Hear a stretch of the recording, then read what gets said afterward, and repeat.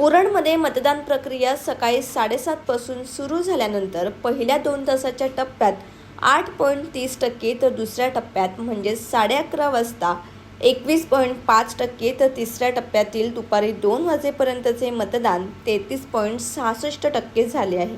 तर येथील मोरा विभागातील वॉर्ड क्रमांक 1 आणि 2 मध्ये भाजपा आणि महाविकास आघाडीच्या सर्वांचे लक्ष लागून राहिले आहे.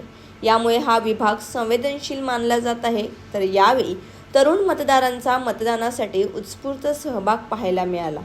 अपेक्षा असेल की आपल्या मतदानाने काहीतरी बदल घडून यावा आणि काहीतरी नवीन बघायला भेटेल आम्हाला उरणकरांना.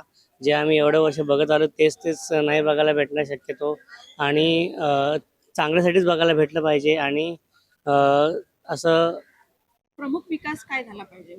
प्रमुख विकास म्हणजे शिक्षणासाठी खूप जास्त योगदान दिलं पाहिजे. एवढं आमच्याकडे नाही आहे डेव्हलपमेंट शिक्षणामध्ये, तर जास्त शिक्षणामध्ये केलं पाहिजे असं आम्हाला तरी वाटतं. सत्ता एक तुझं काय म्हणू आपण, तुझा हक्क बजावलेला आहेस, कसं वाटतंय तुला? एकतर पहिल्यांदा करतेस आणि दुसरी गोष्ट तुला काय अपेक्षित आहे?